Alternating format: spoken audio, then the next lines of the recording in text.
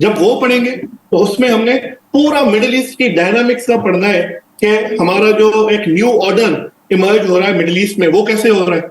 ठीक है, एक तो हमने उस पर पढ़ना है, तो हमने उसमें वेरियस टॉपिक्स पढ़ने हैं कि जीसीसी का क्या रिलेशन है रशिया के साथ, चाइना का इन्फ्लुएंस कैसे बढ़ रहा है, यूएस का डिक्लाइन कैसे हो रहा है, फिर यूएस क्या कर रही है आपके चाइना को काउंटर करने के लिए। ठीक है, तो वो सब कुछ पढ़ना है। उसके बाद हमारा टॉपिक जो अहम इंपॉर्टेंट टॉपिक है सऊदी ईरान रिप्रोचमेंट, कि सऊदी और ईरान की जो रिप्रोचमेंट हुई है वो क्यों हुई है, उसके मिडिल ईस्ट के ऊपर क्या असरात आ सकते हैं, और फिर उसके इम्प्लीकेशंस पाकिस्तान के लिए क्या हो सकते हैं। तो इन दो तीन डोमेन्स में हमने फिर इसको पढ़ना है। तो आए पहले हम पढ़ते हैं कि करंट अफेयर आपका जो सऊदी ईरान की रिप्रोचमेंट है। अब देखें, जब हम रिप्रोचमेंट पढ़ते हैं ना, तो वर्ल्ड रिप्रोचमेंट का मतलब क्या है कि जी आपके जो ताल्लुकात थे वो कभी ठीक रहे और कभी खराब रहे। तो पहले खराब थे और अब क्या हो गए, ठीक हो गए, तभी रिप्रोचमेंट हुई है ना। तो जी सबसे पहले हम पढ़ लेते हैं कि जी एक कोल्ड वॉर की हिस्ट्री है। अब जब हम बात करते हैं ना मिडिल ईस्टर्न कोल्ड वॉर, अरे मिडिल ईस्टर्न कोल्ड वॉर जब हम बात करते हैं तो मिडिल ईस्टर्न कोल्ड वॉर का मतलब क्या होता है, एक cold war between Saudi Arabia and Iran. Iran और सऊदी अरबिया के बीच में भी क्या थी, एक कोल्ड वॉर है। जैसे कि रशिया मतलब उस टाइम की यूएसएसआर और यूएस के बीच में थी, और जैसे कि आज चाइना और यूएस के बीच में चल रही है। तो वो क्या हो रही है जी, कोल्ड वॉर। तो ऐसे ही मिडिल ईस्टर्न कोल्ड वॉर को हम क्या कहते हैं, बेसिकली वो कोल्ड वॉर है सऊदी अरबिया एंड ईरान की। अच्छा, ये जो कोल्ड वॉर है ना वो basically date dates from the 1979 जब ईरानियन रिवॉल्यूशन आया था, जब इमाम खमैनी ने क्या किया था, ईरान पर इस्लामिक रिवॉल्यूशन आया और उसने रजा शाह पाहलवी की हुकूमत को हटाकर एक इस्लामिक सिस्टम अपनाया था। अब वो जो इस्लामिक पर्सपेक्टिव है या वो जो इस्लामिक आइडियोलॉजी है, it was quite contrary to the Wahhabism of Saudi Arabia. तो एक इंटर रिलीजियस सी प्रॉक्सी वॉर शुरू हो गई कि जी एक तरफ था शियत इस्लाम, दूसरे तरफ था जी वहाबिज्म और सुन्नी इस्लाम। बात समझ में आ रही है? तो वहां से काम शुरू होता है, पर हम उसको फास्ट फॉरवर्ड लेकर आते हैं अरब स्प्रिंग 2011 तक। कि जी अरब स्प्रिंग में, जब अरब स्प्रिंग हुआ 2011 में, तो जो मल्टीपल मोनार्कीज थी ना मिडिल ईस्ट की, मतलब मीना रीजन की, Middle East and North Africa, उसको क्या कहते हैं, MENA region, MENA। MENA region की जो मोनार्कीज थी उनको थ्रेटन किया गया, अवाम जो है वो सड़कों पर निकली, और फिर क्या हुआ, एक अरब स्प्रिंग, उसको उस सारी मूवमेंट को क्या कहते हैं, अरब स्प्रिंग। ठीक है, अब ये जो अरब स्प्रिंग था, जब ये बहरीन तक पहुंचा ना, तो बहरीन को अगर आप देखें तो सऊदी अरबिया के करीब है। बहरीन को आप देख लेंगे ना, उसकी ज्योग्राफिकल लोकेशन वगैरह, तो it is quite, it's proximity is near Saudi Arabia. तो जब वो प्रॉक्सिमिटी मिलती है तो सऊदी अरबिया ने क्या कहा कि बहरीन में जो प्रोटेस्ट हो रहे हैं वो किसने करवाए, ईरान। तो वहां से फिर ब्लेम गेम क्या हो गई, शुरू हो गई कि जी ईरान चाहता है कि हम मोनार्कीज को टॉपल करें ताकि वहाबिज्म और सुन्नीइज्म को कर्टेल किया जाए। ठीक है, तो ये हम मॉडर्न डे में अगर इसको देखेंगे तो कहां से ये कोल्ड वॉर स्टार्ट होती है, अरब स्प्रिंग से। उसके बाद ही सीरियन वॉर। अब आप देख लें सीरियन वॉर में भी बशर अल असद को कौन सपोर्ट करता है, ईरान। और सुन्नी मेजॉरिटी एरियाज को कौन सपोर्ट करता है, Saudi Arabia and US led कोalition। तो सऊदी अरेबिया, यूएस, उसके अगेंस्ट कौन बन गए, ईरान एंड रशिया। आज भी रशिया सपोर्ट करता है ना सीरिया को, बशर अल असद को, उसके साथ कौन है, ईरान है। तो यहां पर भी हमें नजर आ रहा है कि एक जंग सी, सर्द जंग सी चल रही है between Iran and Saudi Arabia. फिर यमन वॉर, ये सबसे बड़ा मसला है हौथी रेबेल्स का, कि जो हौथी जो है वो जब हमला करते हैं सऊदी अरेबिया के ऊपर, मिसाइल अटैक्स करते हैं, तो आपका सऊदी अरेबिया किसको ब्लेम करता है, ईरान को, कि इनको जो वेपन्स है वो कौन दे रहा है, ठीक, उसके बाद मक्का स्टैम्पेड हुआ। मक्के में क्या हुआ, हज पिलग्रिमेज गए, उधर सऊदी अरब के लोगों ने, की एडमिनिस्ट्रेशन ने उनको सही तरीके से एडमिनिस्ट्रेट नहीं किया तो लोग मारे गए। तो जब लोग मारे गए तो उसमें ईरानियन भी 400-500 लोग थे, वो भी मारे गए। तो उस टाइम आपके जो इमाम आयतुल्लाह अली खामनी है, ठीक है, वो रुहुल्लाह खामनी था, ये अली खामनी है। तो अली साहब ने कहा कि ये जो सऊदी अरबिया है उसको हज की एडमिनिस्ट्रेशन देनी ही नहीं चाहिए क्योंकि वो इतने काबिल ही नहीं है। क्या हो गया बेटा?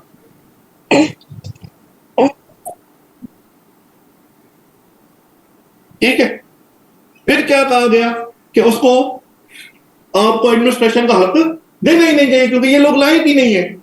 और उस पर फिर आपके एमपीएस मोहम्मद बिन सलमान ने, उसने क्या कहा आयतुल्लाह अली खमैनी को, उसको कहा it is the Hitler of middle east, कि वो क्या है, मिडिल ईस्ट का हिटलर।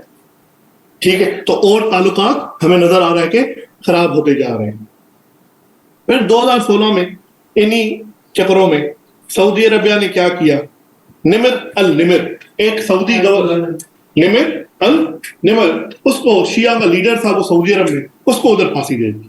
तो उस पॉइंट से शिया और सुन्नियों के बीच में एक सेक्टेरियन सी वॉर हुई। तो आपको पता है जब शिया और सुन्नी की जंग होती है तो बेसिकली इसमें इन्वॉल्व कौन होता है, ईरान और सऊदी अरबिया। तो वहां से उन्होंने अपने डिप्लोमेटिक टाइज जो है वो क्या कर दिए, फिनिश कर दिए।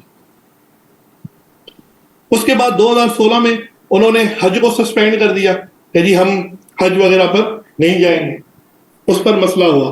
फिर जब 2017 में आपकी गल्फ कंट्रीज ने जब कतर का को डिप्लोमेटिकली आइसोलेट किया, ये कह करके कतर जो है वो टेररिस्ट ऑर्गेनाइजेशंस को क्या कर रहा है, सपोर्ट कर रहा है, तो इसका भी इल्जाम लगाया ईरान के ऊपर कि तुम जो हो कतर को सपोर्ट कर रहे हो। तो यहां पर वो बात लगती है ना कि enemy of my enemy is my friend. ठीक है, फिर जी हरारी साहब कि जब साद हरारी की रिजिग्नेशन हुई, लेबनीज पीएम था 2017 में, तो दो किस्म की पार्टीज है। एक पार्टी है आपकी हिजबुल्लाह,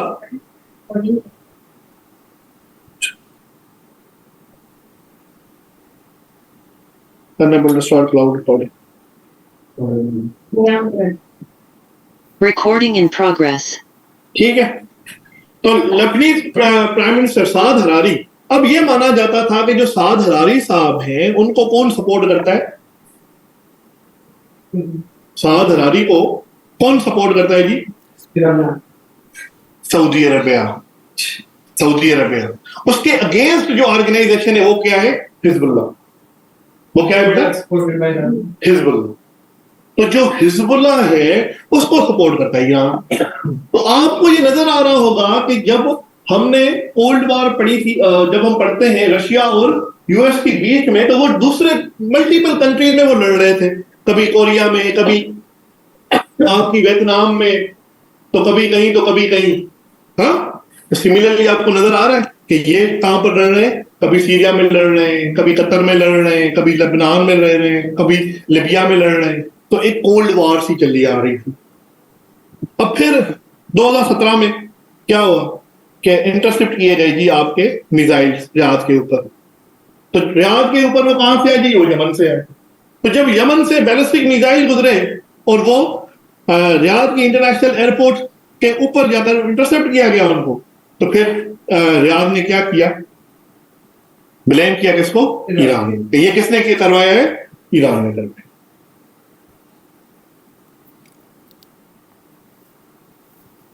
फिर US pools out of Iran nuclear deal, आपको पता होगा जेसीपीओए बनी थी। तो जब ट्रंप साहब आए तो ट्रंप साहब उससे निकल गए और फिर ईरान के ऊपर सैंक्शंस लगाए गए। तो ईरान का कहना यह है कि इसके सबसे बड़े जो ये सैंक्शंस हम पर लगाए गए, इसके सबसे बड़े रीजन क्या था, वो एक सऊदी अरबिया था, दूसरा क्या था, इसराइल। इसराइल और सऊदी अरबिया के कहने पर आपके ट्रंप जो है वो क्या हुआ, इस न्यूक्लियर डील से निकला और फिर ईरान को सैंक्शंस लगाए, तो हालात और खराब हुए। फिर सऊदी की मल्टीपल ऑयल इंडस्ट्रीज पर, अरामको वगैरह का आपने नाम सुना होगा, उन पर हमले हुए, उसका भी ब्लेम सऊदी ने किस पर किया, ईरान पर। फिर कासिम सुलेमानी की मौत होती है 2020 में, आप सबको पता है। कासिम सुलेमानी जब मरता है तो सऊदी की जो स्टेट न्यूज एजेंसी थी वो सेलिब्रेट करते हैं, क्योंकि Qasem Soleimani was the architect of Iranian proxy war in the Middle East. तो मिडिल ईस्ट में जो आर्किटेक्ट है प्रॉक्सी वॉर का ईरान के, वो कौन है, कासिम सुलेमानी। तो वो जब मरा तो सऊदी को ये लगा कि जो एक्चुअल बुनियाद था प्रॉक्सी वॉर का, जो सपोर्ट देता था ईरान को, जिसके मास्टरमाइंड चलता था, वो तो मर गया। उन्होंने सेलिब्रेट किया। फिर यहां पर 2021 में तो आपके सऊदी अरबिया ने और ईरान ने टॉक्स करना शुरू कर दिए। क्या करना शुरू कर दिए, टॉक्स, नेगोशिएशन शुरू हुई। उसमें आपके किसने रोल प्ले किया, पहले दौर में बगदाद ने, मतलब इराक ने, और ओमान ने। इन दोनों की टॉक्स हुई, कभी बगदाद में होती थी तो कभी ओमान में होती थी। तो वहां पर एक दौर हुआ, फिर दूसरा टॉक्स हुई, और अल्टीमेटली जब 5th राउंड चल रहा था इनकी टॉक्स का, तो फिर चाइना ने क्या करवा दिया, मेडिएशन कराई। तो 2023 में एग्रीमेंट ये साइन हुआ कि जी आप जो है ईरान और सऊदी अरबिया वो अपने ताल्लुकात जो है, डिप्लोमेटिक जो ताल्लुकात हैं, वो क्या करेंगे, दोबारा से रीस्टोर करेंगे। ठीक है। फिर ईरानियन प्रेसिडेंट इब्राहिम रसासी चाइना गए, उधर से शी जिनपिंग को फरवरी में मिले। फॉलोइंग मंथ रियाद और तेहरान ने अनाउंस किया कि जी वो रीस्टेब्लिश कर रहे हैं अपने टाइप्स। अब हमने 2011 से लेकर 2023 तक एक टाइमलाइन सी पड़ी शॉर्टली, आपको ये समझाने के लिए कि कैसे हालात खराब हुए और कैसे फिर वो नेगोशिएशन की तरफ आए और वो हालात ठीक हो। यहां तक किसी का कोई सवाल है तो काइंडली मुझसे कर लें।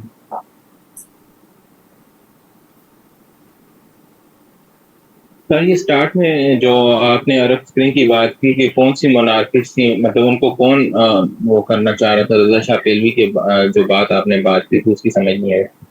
2011 में बेटा वो अरब स्प्रिंग है, वो एक पूरा टॉपिक है। ठीक है। अरब स्प्रिंग में जो भी आपकी शेडम्स है, जैसे यूएई एक मोनार्की है, सऊदी अरबिया एक मोनार्की है, बहरीन एक मोनार्की है, जॉर्डन एक मोनार्की है, और ऐसे ही मोरक्को में एक मोनार्की, मतलब डिफरेंट मीना रीजन में मल्टीपल मोनार्कीज है। वहां पर एक वे वाइड डेमोक्रेसी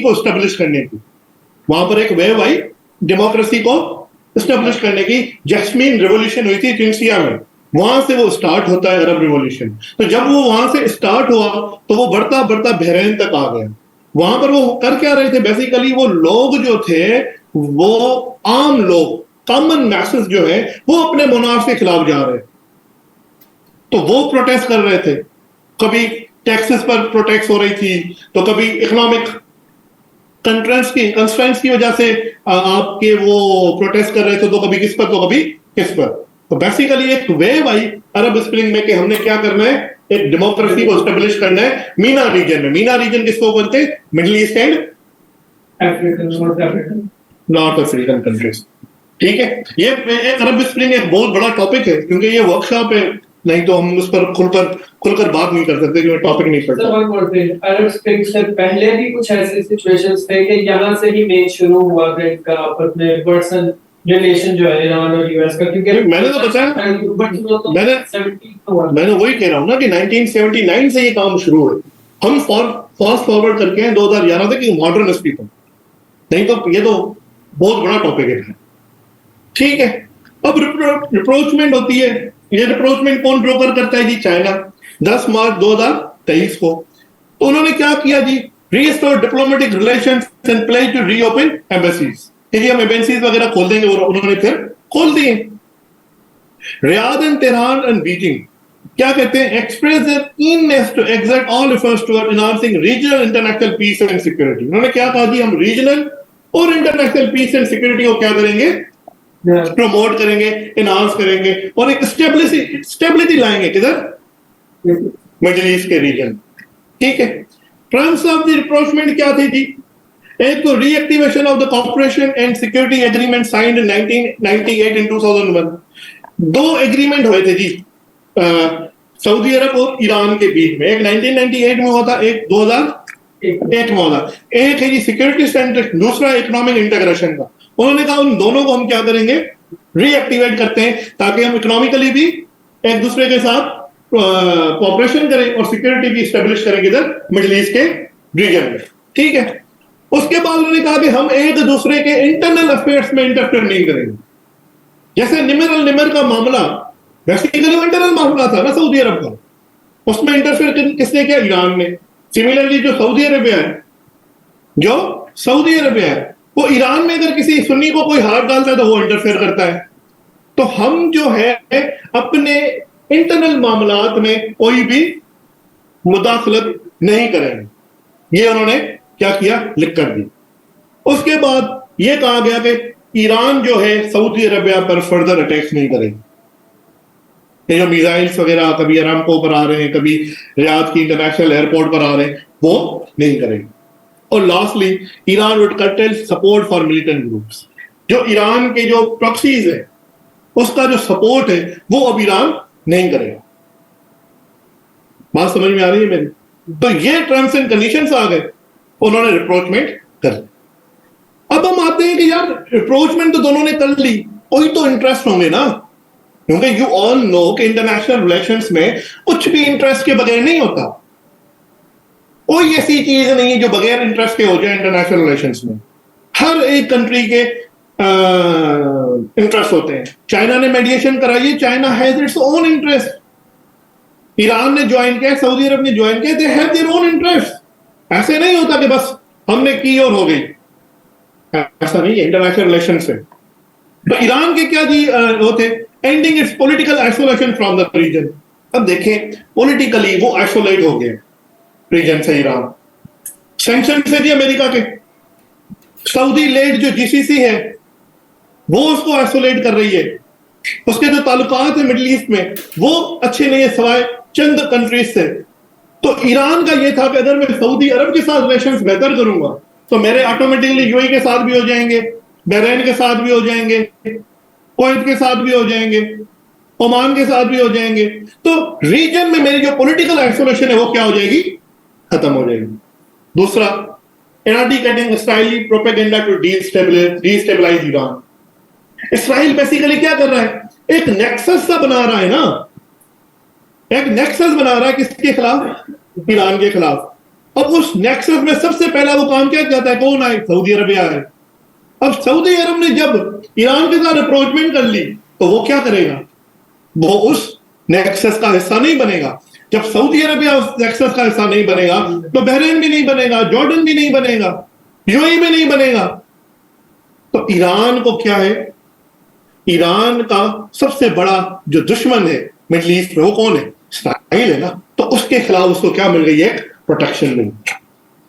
उसके बाद neutralizing the US burgeoning role in the Middle East. अब देखें सऊदी अरबिया जो है वो सबसे बड़ा अलाय है आपके यूएस का मिडिल ईस्ट में। अब और सबसे बड़ा राइवल कंट्री कौन है यूएस का मिडिल ईस्ट में, ईरान। अब ईरान ने क्या कर दिया, सबसे बड़े अलाय सऊदी अरबिया के साथ अपने रिलेशन अच्छे कर लिए। अब हमेशा यूएस सऊदी को यूज करके क्या करता था, ईरान के खिलाफ एक नेक्सस बनाता था। अब वो नहीं बना पाएगा। बात समझ में आ रही है मेरी? Lastly gaining economic opportunities. अब ट्रेड बढ़ेगा, जो इंटरनेशनल कॉरिडोर्स हैं वो ओपन होंगे। इसका मिसाल है आईमैक, अब ये भी बना है, India Middle east Europe economic cooperation corridor जो भी बना है, आईमैक जिसको कहते हैं, India Middle east Europe corridor. ठीक है, पहले से ही आपका ईरान जो है वो international north south transport corridor का हिस्सा है। ठीक है, अब इनको अगर हम ज्वाइन कर लें तो ईरान के लिए तो फायदा ही फायदा है। फिर उसके बाद चाइना ने स्ट्रेटेजिक पार्टनरशिप साइन की सऊदी अरब के साथ भी, और उसकी स्ट्रेटेजिक पार्टनरशिप है ईरान के साथ भी। है ना? अब लिंकिंग देख रहे हो। अब जब सऊदी अरबिया, ईरान और चाइना साथ में मिल बैठेंगे, इकोनॉमिक कॉपरेशन तो होगी, रीजनल इंटीग्रिटी भी बढ़ेगी, इंटीग्रेशन भी बढ़ेगी, रीजनल कनेक्टिविटी भी बढ़ेगी, डेवलपमेंट भी बढ़ेगी, इंफ्रास्ट्रक्चर डेवलपमेंट भी होगी। तो ईरान इस वक्त क्योंकि सैंक्शंस की वजह से एक क्रिपल्ड इकोनॉमी के साथ चल रहा है, वो खत्म हो जाएगी। बात समझ में आ रही? तो ये 4-5 क्या है इंटरेस्ट है ईरान को। सऊदी अरबिया का क्या साथ था? सऊदी का जी सबसे बड़ा मसला है सिक्योरिंग सिक्योरिटी इंटरेस्ट। सऊदी ने अपनी सिक्योरिटी, सबसे बड़ा दुश्मन क्यों है आपको, आप सबको पता होगा, आप पढ़ते होंगे जी। सऊदी अरब ने इंडिया से कहा, सॉरी यूएस से कहा कि हमें वो दे दो, वेपन्स दे दो। क्यों लेता है इतने वेपन्स? किसके साथ, किसके खतरा है? ईरान से। अब ईरान के साथ, दुश्मन के साथ हमारी रिप्रोचमेंट हो गई, अब उन हथियारों की जरूरत नहीं रही। अब उन हथियारों की तो जरूरत नहीं रही ना। उसने क्या किया बेसिकली? अपनी सिक्योरिटी को क्या किया? सिक्योर किया। ठीक। उसके बाद promoting it's idea of a middle east on the model of European union. MPS का विजन 2030 अगर आप उठाकर देख लें, मैंने नीचे भी लिखा है। एमपीएस कहता है मोहम्मद बिन सलमान कि क्यों एक मिडिल ईस्ट जो है वो यूरोपियन यूनियन नहीं बन सकता। जब 100 ईयर्स वॉर्स लड़कर फ्रांस एंड ब्रिटेन साथ में मिल सकते हैं। यूरोपियन पावर्स जो है दो वर्ल्ड वॉर लड़े।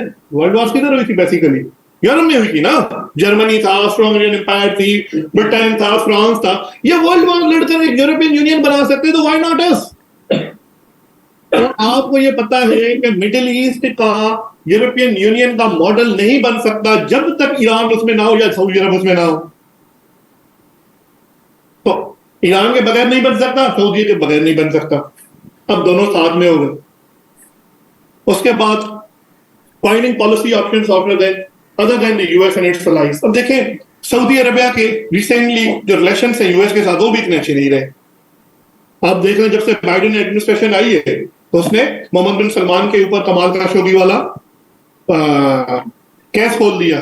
फिर उसकी जो आर्म्स है सप्लाई बंद कर दी, कम कर दी।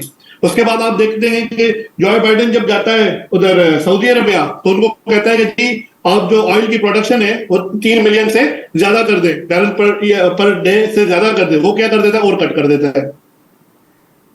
तो सऊदी अरबिया क्या देख रहा है? अदर ऑप्शन सर्च कर रहा है। वो अदर ऑप्शन क्या है?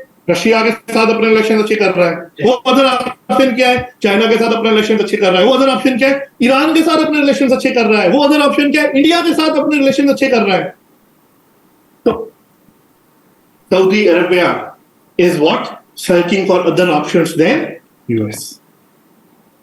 उसके बाद ये promotion of economic diversification agenda vision 2030। देखें, economic diversification is the need of all for the Arab sheikhdoms. जब मैं कहता हूं अरब शेखडम्स, मतलब ये सारे के सारे शेख जो जीसीसी का मेंबर है, जैसे Saudi Arabia, UAE, Bahrain, Jordan. इनका मसला बन गया है। अब 2016 में इनको पता चला जब पर बैरल जो था $50 से नीचे आया ऑयल। फिर 2018 में इनको पता चला जब पर बैरल $50 से नीचे आया। फिर 2020 में उनको पता चला जब कोविड आया कि जब हमारी प्रोडक्शन कम होगी, हमारी प्रोडक्शन ऑयल की कम होगी, तो हम तो बैंकरप्ट हो जाएंगे। तो we can not totally rely on our oil. तो अभी वो क्या कर रहे हैं? अपने नए इकोनॉमिक डाइवर्सिफिकेशन के मॉडल्स दे रहे हैं। कतर ने दिया है, यूएई ने दिया है, सऊदी अरब ने दिया है, मल्टीपल अदर टर्की ने दिया है, सब दे रहे हैं अपने अपने इकोनॉमिक डाइवर्सिफिकेशन के। अब वो इकोनॉमिक डाइवर्सिफिकेशन तब तक नहीं आ सकती जब तक रीजनल कनेक्टिविटी ना हो। और मिडिल ईस्ट में रीजनल कनेक्टिविटी तब तक नहीं हो सकती जब तक ईरान और सऊदी अरब साथ में ना हो। तो ये सऊदी अरब के इंटरेस्ट है। अब चाइना के क्या इंटरेस्ट है? चाइना के दोनों चाचे के लड़के तो नहीं लगते ना, सऊदी अरब और ईरान के। उसने ऐसे ही कह दिया कि आओ मैं मीडिएशन कराता हूं। ऐसे तो नहीं होता, ऐसा तो नहीं होता ना। चाइना क्या कर रहा है? ये मीडिएशन कराकर countering US hegemony in the West Asia. West Asia मतलब मिडिल ईस्ट। अब ये भी डिफरेंशिएट ले लें कि what is Middle East. Middle East एक कॉलोनियल नेम है जो ब्रिटेन ने दिया था इस रीजन को। एक्चुअली वो वेस्ट एशिया है। कॉलोनियल दौर में जब कॉलोनाइजेशन हो रही थी तो मिडिल ईस्ट नाम ब्रिटेन ने दिया था कि ये मिडिल ईस्ट है, पर वो कॉलोनियल नेम है। एक्चुअल नेम अगर मिडिल ईस्ट कंट्रीज का हम देखें तो वो क्या है, वेस्ट एशिया। तो वेस्ट एशिया में वो क्या कर रहा है, यूएस हेजेमनी को थ्रेटन कर रहा है, काउंटर कर रहा है by mediating between the Saudi Arabia and Iran. कैसे?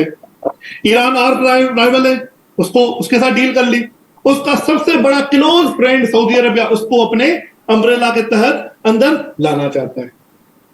इससे क्या होगा, जो यूएस की हेजेमनी कायम है मिडिल ईस्ट में वो काउंटर हो जाएगी। समझ में आ रही है बात? उसके बाद promoting belt and road initiative. अब बेल्ट एंड रोड इनिशिएटिव है, उसको तो प्रमोट करना है। उसका ईरान पहले से ही मेंबर है, सऊदी अरेबिया भी है, यूएई वाले भी आ रहे हैं अब। हाँ, तो जैसे जैसे belt and road initiative promote होता जाएगा, चाइना की जो डोमिनेंस है मिडिल ईस्ट में वो क्या होती जाएगी, बढ़ती जाएगी। और जैसे जैसे चाइना की डोमिनेंस बढ़ती जाएगी तो यूएस की कम होती जाएगी। Promoting it's oil trade.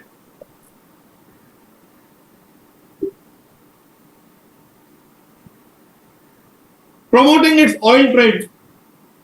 याद रखना, ऑयल सबसे बड़ी कमजोरी है चाइना की। ऑयल सबसे बड़ी कमजोरी है चाइना की। क्यों? क्योंकि ये ऑयल ज्यादातर वो मिडिल ईस्ट से लेता है, सारी इंडस्ट्री उसकी तो ऑयल पर रहती है। तो अगर मिडिल ईस्ट को यूएस ऐसे ही कंट्रोल करता है ना, तो चाइनीज जो इकोनॉमिक सिक्योरिटी है, चाइनीज की एनर्जी सिक्योरिटी है, वो थ्रेटन होती है। अब सबसे बड़ी ताकत है कौन है ऑयल मार्केट की? Saudi Arabia, Iran. दोनों के साथ उसने डेवलपमेंट कर ली, स्ट्रेटेजिक पार्टनरशिप कर ली, दोनों पर अपना असर जमा दिया। बेसिकली चाइना ने क्या किया, अपनी एनर्जी सिक्योरिटी को सिक्योर किया। Threatening the liberal order.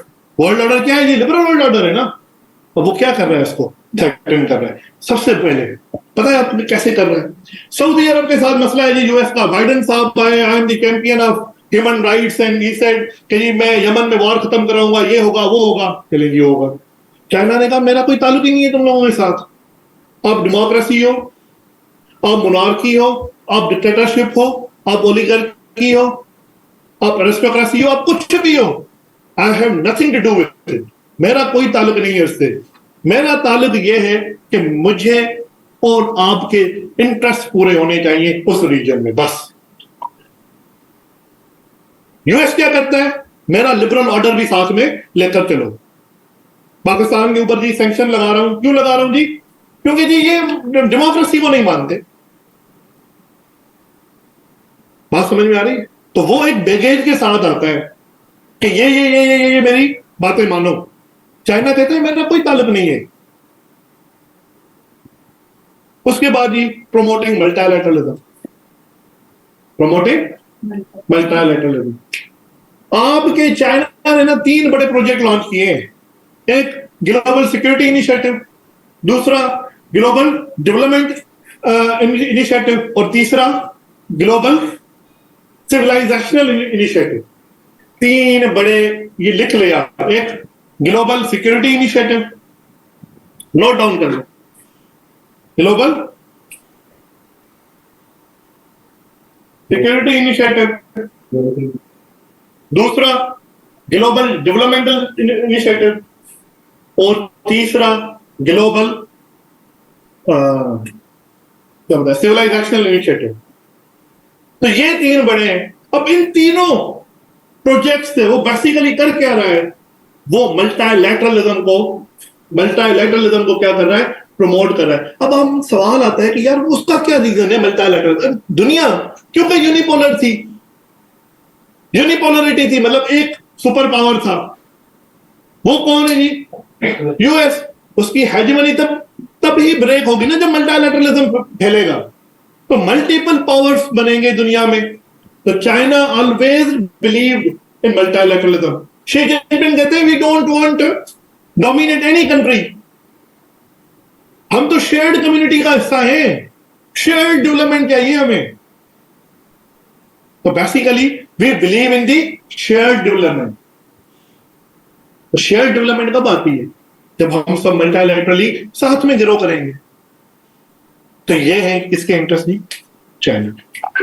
I hope कि आपको बात समझ आई। हाँ जी, अब वर्ल्ड रिएक्शन क्या आया इसके ऊपर? चाइना वालों ने कहा कि जी मेजर गुड न्यूज है, विक्ट्री है जी डायलॉग और पीस के बीच में। चाइना का रिएक्शन ये है जब ये रिप्रोचमेंट हो गई। फिर यूएस ने कहा कि with regard to the agreement reached between Saudi Arabia and Iran with China's involvement, from our perspective, anything that can help reduce tensions, avoid conflict and curb in any way dangerous or destabilizing actions by Iran is good thing. उन्होंने इसको accept तो कर लिया, उन्होंने कहा जी Iran का positive है, ठीक है। पर उसके बाद फिर जैक सुलेमान जब आए ना, ये तो एंटनी ब्लिंकन ने कहा था ना, जो अभी सेक्रेटरी फॉर स्टेट है, जैक सुलेमान जब आए ना, उन्होंने कहा जी हमें है तो सही, पर हमें ना मेंटल रिजर्वेशन है। क्या मेंटल रिजर्वेशन है भाई आपको? वो मेंटल रिजर्वेशन ये है कि ईरान जो है ना, वो कभी भी अपनी हरकतों में बाज नहीं आएगा। तो हमें नहीं लगता कि इसका कोई फ्यूचर है, पर हम करंटली देख रहे हैं कि इसका फ्यूचर है। जो अप्रोचमेंट हुई है, मतलब ये फुल स्केल अप्रोचमेंट नहीं है, ये उसमें अभी है, अभी क्रॉस है। बिल्कुल है। वो देखें, इंटरनेशनल रिलेशंस में कोई भी आखिरी बात नहीं होती, ये याद रख लें कि मैं जो ये चीजें बता रहा हूं 100% चीजें ये नहीं है, ये चीजें बिल्कुल एक्यूरेट है। पर इश्यू ये है कि ये चेंज है, सब्जेक्ट टू चेंज है। कल को नया कोई नई डेवलपमेंट आ गई, ये चेंज हो सकते हैं। इंटरनेशनल रिलेशन स्टैटिक नेचर का सब्जेक्ट ही नहीं है। आपके रिलेशन चेंज होते हैं इंटरेस्ट के बुनियादों पर।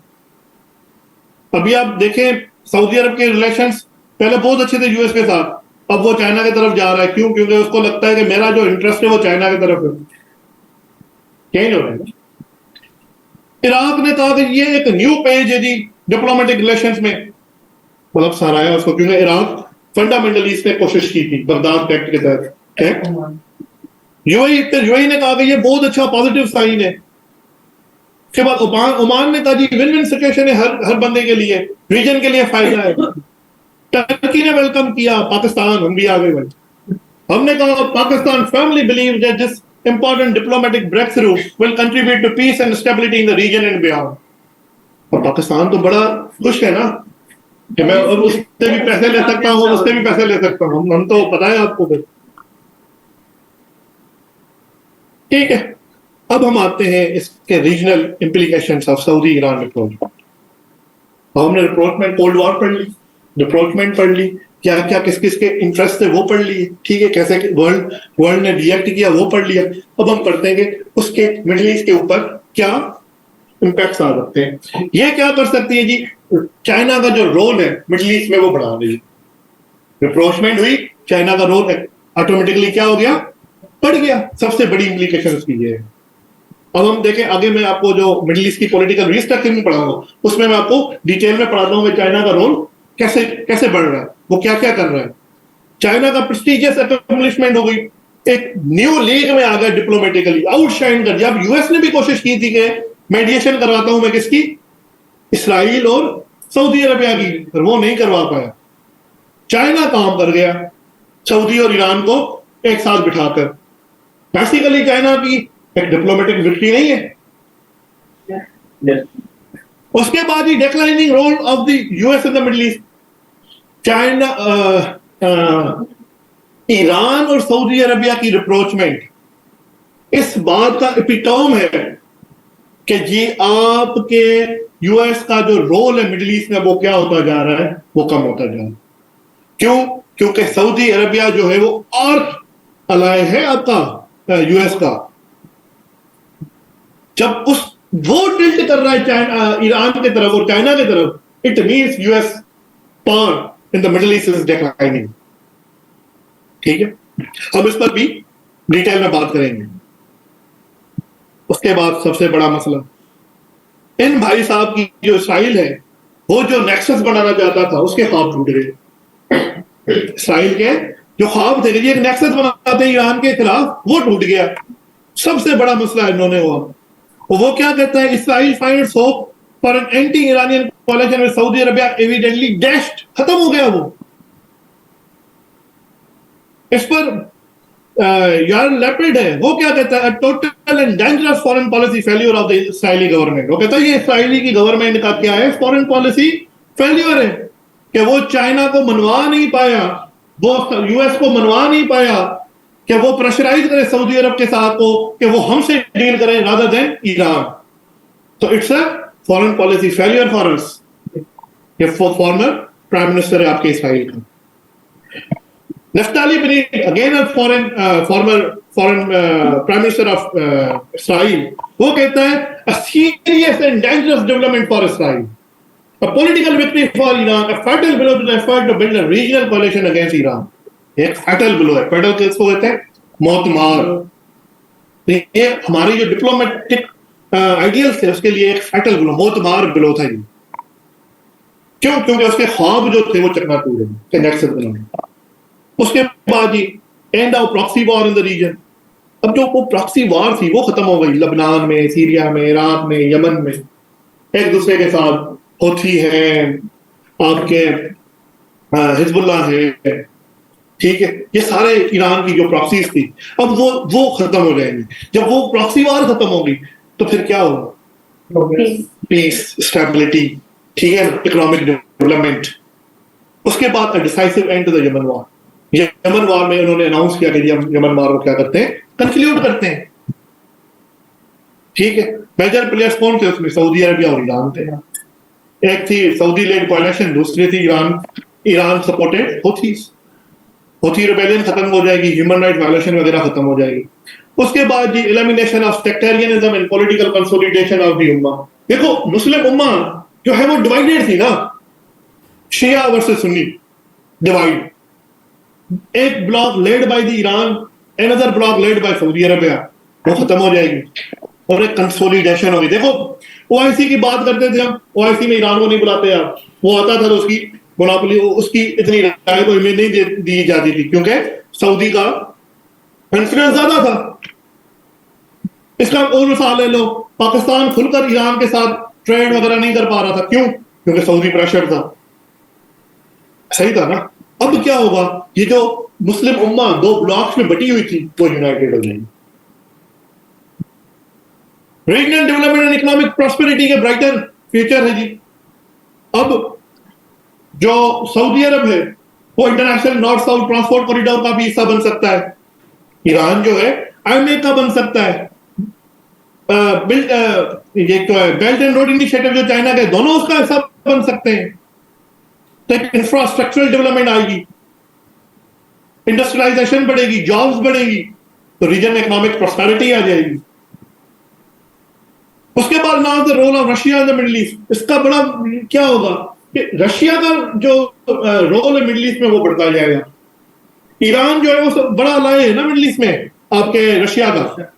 उसके बाद सबसे बड़ा अलाय कौन सा है, सीरिया, बशर अल असद। तो एक तरफ से रशिया के ताल्लुकात अच्छे हैं किसके साथ, ईरान के साथ। दूसरे तरफ से वो अपने ताल्लुकात जो है वो Saudi Arab and gulf countries के साथ बढ़ा रहा है। हाँ, तो बेसिकली रशियन प्रेजेंस जो है मिडिल ईस्ट में क्या हो रही है, बढ़ रही है, ठीक है। और कुछ लोग तो ये भी कहते हैं, कुछ एनालिस्ट, पॉलिटिकल एनालिस्ट, कि रशिया का भी रोल था ईरान को मनाने में कि जी आप ये रिप्रोचमेंट कर लो। Supporting the Syrian normalization process. और सीरिया जो बशर अल असद है वो भी वापस अरब लीग का हिस्सा बन गया है। हम पढ़ते हैं political restructuring of middle East में, वो भी क्या हो गया है, अरब लीग का हिस्सा बन गया है। अब ये सारे जो अरब लीग है वो साथ में मिलकर एक कंस्ट्रक्शन प्लान ला रहे हैं सीरिया के लिए कि उसकी जो सालों से, जब से वो जंग चल रही है सीरियन वॉर, तब से जो उनकी इंफ्रास्ट्रक्चरल तबाही आई है, एनाइलेशन आई है, उसको हम खत्म करते हैं और एक कंस्ट्रक्शन प्लान लाते हैं और सीरिया को रीबिल्ड करते हैं। तो एक नॉर्मलाइजेशन का स्टार्ट हो गई है सीरिया की तरफ भी। वो भी क्यों? अभी अब ईरान भी बैक करेगा उस नॉर्मलाइजेशन को, सऊदी अरब भी बैक करेगा। तो अल्टीमेटली जो रीजन में डिवाइडिंग फैक्टर्स थे वो एलिमिनेट हो गए इस रिप्रोचमेंट से। तो ये थी आपकी regional implications of Saudi Iran rapprochement. अब हम बात करते हैं कि पाकिस्तान साहब के ऊपर क्या असर आता है। पाकिस्तान भी तो कुछ कर रहा है ना।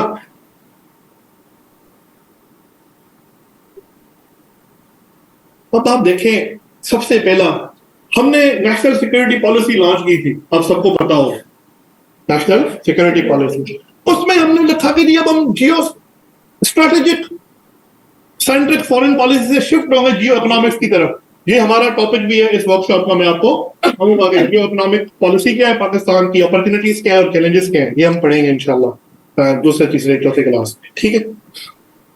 अब वो जियो इकोनॉमिक्स की पॉलिसी वो आराम से परस्यू कर सकता है। कैसे? रीजनल कनेक्टिविटी, 3 पिलर्स हैं बेसिकली आपके जियो इकोनॉमिक्स के, हमारी जो पॉलिसी है उसमें से एक क्या है? Regional connectivity.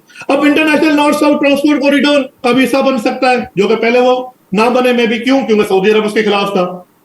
आईएमएफ का भी हिस्सा बन सकता है, India Middle East economic Europe corridor का। Middle East and Central Asian countries में रीजनल कनेक्टिविटी अब वो कर सकता है आराम से। तो रीजनल कनेक्टिविटी का बड़ा फायदा होगा। अभी आपके एम्बेसडर जो थे, फॉर्मर एम्बेसडर जलील अब्बास गिलानी, अभी जो केयर टेकर फॉरेन मिनिस्टर भी है पाकिस्तान के, वो क्या कहते हैं? Saudi Iran rapprochement will open new horizons of regional connectivity for Pakistan. नए होराइजन्स खुलेंगे यार। वो नए horizon in the shape of international north south transport corridor, IMF middle corridor जो कि सेंट्रल एशिया में है। तो देयर आर मल्टीपल कॉरिडोर्स जहां पर अब सऊदी और ईरान के थ्रू पाकिस्तान भी क्या हो सकता है? पार्ट हो सकता है। उसके बाद पाकिस्तान के ensure investment from Iran and Saudi Arabia and CPEC. Again CPEC जो पाकिस्तान की आजकल की इकोनॉमी का क्या बनाया हुआ है, हमने कॉर्नरस्टोन बनाया हुआ है ना कि जी सीपेक से हम क्या करेंगे? डेवलपमेंट करेंगे। तो सऊदी अरेबिया पहले ही कह, अभी जुलाई में कहा है उन्होंने कि हम $10 बिलियन जो है आप लार्जेस्ट ऑयल रिफाइनरी गवादर में बनाएंगे और उसको फिर हम $10 बिलियन इन्वेस्ट करेंगे। अब पहले ये भी मसला था कि ईरान पता नहीं कैसे देखेगा उसको, अब वो भी मसला नहीं रहा।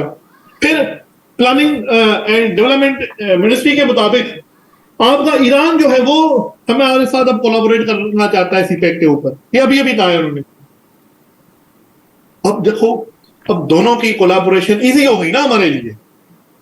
पहले we have to choose one, अब we don't have to take sides. और special economic zone, Allama Iqbal special economic zone, Dhabeji economic zone, there are multiple economic zones जो हमने सीपेक फेज 2 में बनाए, वो भी मैं आपको पढ़ाऊंगा कि सीपेक फेज 2 क्या है, उसमें स्पेशल इकोनॉमिक जोन्स क्या है, ठीक है। उसमें अब वो दोनों इन्वेस्टमेंट कर सकते हैं, इंडस्ट्रियलाइजेशन बढ़ेगी, उससे जॉब मार्केट बढ़ेगी हमारे पास, लेबर क्लास बनेगा, स्किल लेबर क्लास बनेगा, तो फॉरेन डायरेक्ट इन्वेस्टमेंट आएगी, हमारी जो करेंसी का जो डिवैल्यूएशन हो रही है वापस ऊपर जाएगी, डॉलर्स आएंगे, फॉरेन रिजर्व जो फॉरेन एक्सचेंज रिजर्व है वो बढ़ेंगे, तो पाकिस्तान के लिए एक फायदा ही फायदा है। उसके बाद जी Iran and Saudi Arabia also enjoy cordial relation with Pakistan and India.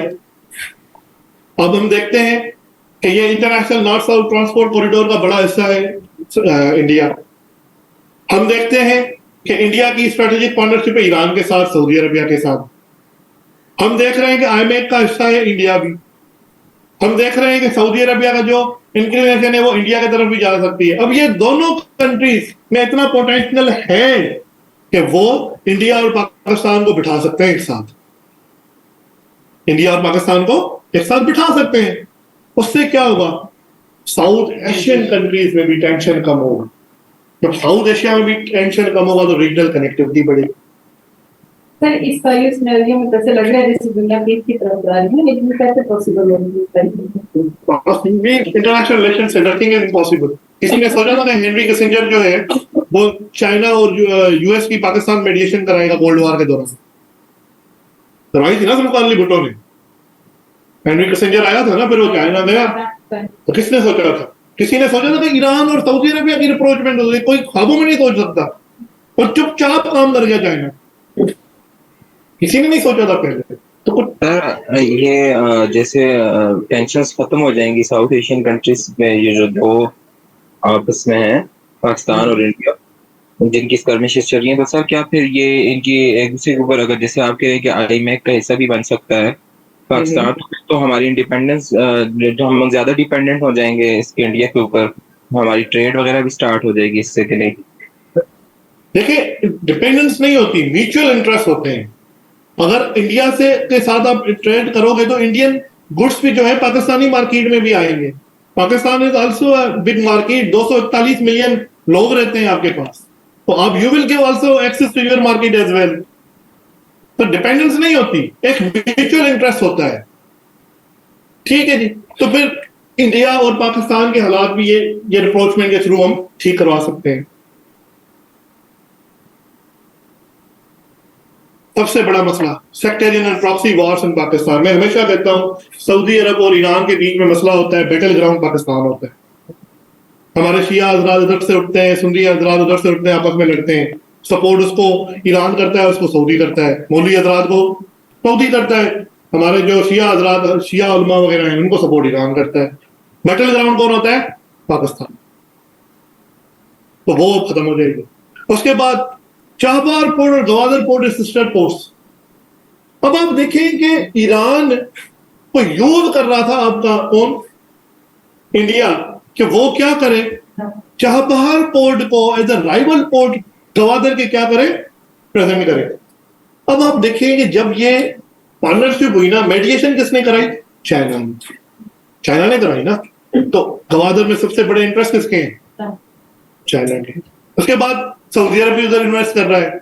तो अब एक सिस्टरली ताल्लुकात बढ़ेंगे हमारे चाबहार पोर्ट। अब हम राइवल पोर्ट नहीं होंगे, अब हम एक दूसरे के साथ क्या करेंगे? कोऑपरेशन करें। उसके बाद पाकिस्तान के निम्बा the new path of diplomacy and cooperation. अब Iranian Saudi Iran cold war की वजह से हम एक आजाद फॉरेन पॉलिसी को परसू नहीं कर पा रहे थे, अब हम कर सकते हैं। डिप्लोमेटिक कंस्ट्रेंट्स जो है, हम ईरान की तरफ टिल्ट लेते थे, सऊदी नाराज हो जाता था। फिर हमारा इतना बड़ा डायस्पोरा है सऊदी अरब में कि 3.5 मिलियन लोग आपके उधर काम करते हैं, उनकी नौकरियों को थ्रेटन हो जाता था। हम उनसे पैसे लेते हैं, वो पैसे हमारे थ्रेटन हो जाते हैं, मसाइल होते हैं हमारे लिए, वो ठीक हो जाएंगे। उसके बाद Pakistan Iran Saudi trilateral partnership in terms of counter terrorism and cooperation. Counter terrorism में भी ये कोऑपरेट कर सकते हैं। हम कहते हैं ना, हमारा ईरान के साथ टेररिज्म का इशू है, तो वो बॉर्डर क्रॉस करके वहां से टेररिस्ट आते हैं और बलूचिस्तान में इंसर्जेंसी फैलाते हैं। कुलभूषण यादव कहां से आया था? कहां से आया था भाई? ईरान से आया था ना। तो वो मसला हल हो सकता है। इंटेलिजेंस शेयरिंग कर सकते हैं हम, एलिमिनेशन ऑफ आइसिस और अलकायदा कर सकते हैं। ये तीनों हमारे खिलाफ है, ईरान भी इनके खिलाफ है, हम भी खिलाफ है, सऊदी भी खिलाफ है। Lastly Saudi Arabia and Iran can contribute energy security of Pakistan. Pakistan का सबसे बड़ा मसला है, अभी भी आप देख रहे हैं 330 रुपए का पेट्रोल हो गया है, आपका बिजली का बिल, इलेक्ट्रिसिटी का बिल बढ़ते जा रहे हैं। तो एनर्जी सिक्योरिटी जो है वो आपकी थ्रेटन हो रही है जब ग्लोबल इंस्टेबिलिटी आती है ऑयल मार्केट में। तो इन दोनों के थ्रू, इन दोनों के साथ अब हम डील्स कर सकते हैं। डील्स करके हम क्या कर सकते हैं? आसान कर्जे पर ऑयल ले सकते हैं। Sir, but why isn't it happening? So far, still the petrol prices are expected to rise in the near future, and the approachment was done that you should think at least 2 to 3 months before, and the petrol prices are. तो नहीं, तो रिप्रोचमेंट का ताल्लुक energy के साथ तो नहीं है ना। रिप्रोचमेंट में देखें ओपेक प्लस कंट्रीज शामिल है, उसमें वेनेजुएला है, उसमें रशिया है, उसमें फिर उनके अपने अपने इंटरेस्ट भी तो है ना। अभी ईरानियन ऑयल तो आपके मार्केट में ही नहीं है, उस पर तो सैंक्शंस हैं। हम लोग अब क्यों नहीं लेते हैं? क्योंकि सऊदी अरबिया सिर्फ मसला थोड़ी है हमारे लिए, फिर हमारे लिए यूएस भी मसला है। आपके जो फॉर्मर प्राइम मिनिस्टर थे उन्होंने कोशिश की ना, फिर आपने हालात देख लिए फिर। ठीक है, तो ये था जी हमारा टॉपिक। सर एक क्वेश्चन, आपने कहा कि सर क्या आपको नहीं लगता कि हमारी फॉरेन पॉलिसी में जो है ईरान के साथ रिलेशन या उसके ऑयल को अपनी मार्केट में लाने में हमारे लिए एक हैंडल क्रिएट होगा इन टर्म्स ऑफ पाक यूएस रिलेशंस? ये बिल्कुल होगा, अभी भी हुआ है। अभी रिसेंटली आपने जो ईरान पाकिस्तान गैस पाइपलाइन है उसको, उससे आप निकल गए, अभी रिसेंटली हुआ है, बिल्कुल है। इस पर अलग से एक टॉपिक है कि पाकिस्तान की जो एनर्जी सिक्योरिटी है वो कैसे थ्रेटन हो रही है, वो हम पढ़ाते हैं करंट अफेयर के जो रेगुलर हमारा सेशन होता है उसमें ये टॉपिक पढ़ाते हैं। इन 12 टॉपिक्स में एनर्जी सिक्योरिटी नहीं है, तो energy security is a big challenge for Pakistan.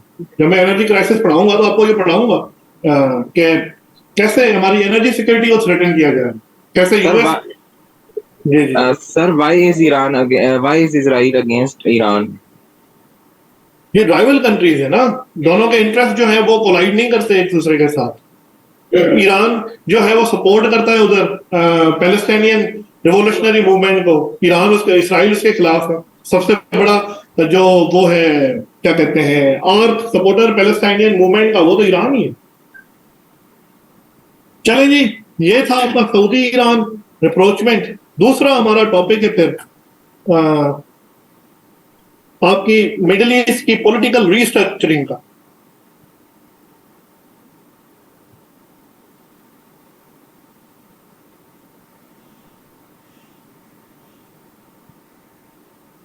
ठीक है, मुझे आप 2 मिनट दे, मैं एक गिलास पानी का पी लो, तो फिर हम दूसरा टॉपिक पढ़ते हैं, political restructuring of middle east. सिर्फ मुझे 2 मिनट दें।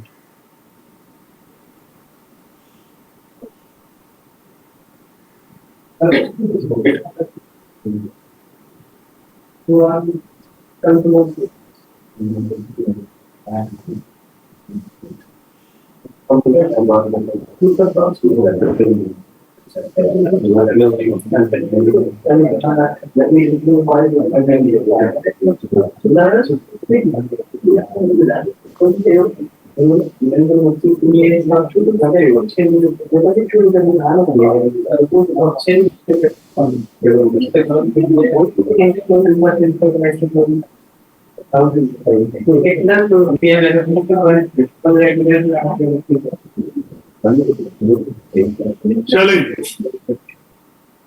अब दूसरे टॉपिक। अच्छा, ये जो 2 टॉपिक्स हैं दोनों जो लेक्चर है प्रैक्टिकली, इसमें आपका मिडिल ईस्ट का इंशाल्लाह इस साल मिडिल ईस्ट पर सवाल आएगा, तो इन टॉपिक से, इन डोमेन से बाहर नहीं जाना। अब आपने ना इस वाले वो तो स्पेसिफिक टॉपिक था ना सऊदी और ईरान के ऊपर, ये वाला जो पॉलिटिकल रीस्ट्रक्चरिंग का जो मैंने सवाल बनाया ना मिडिल ईस्ट पर, उसको ऐसे फ्रेम किया है कि अगर सवाल आ जाता है कि सऊदी अरब सॉरी रशिया के जीसीसी के साथ, मतलब अरब कंट्रीज के साथ, मिडिल ईस्टर्न कंट्रीज के साथ कैसे ताल्लुकात बढ़ना है, तो उस पर मैंने पूरा एक पेज लिखा है।